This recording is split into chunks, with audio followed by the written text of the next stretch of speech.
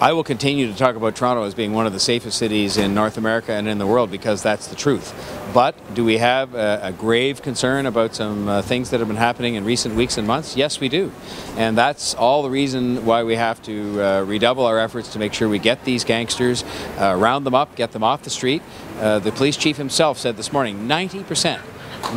of the shootings that are taking place are connected in some way or other to gangsters or their affiliates. And so we are putting our efforts towards making sure, with the cooperation of all of the governments, the federal and provincial governments as well as the city, and our great police service, that we take these people off the streets, and I hope keep them off the streets. But I am not going to back off on the fact just because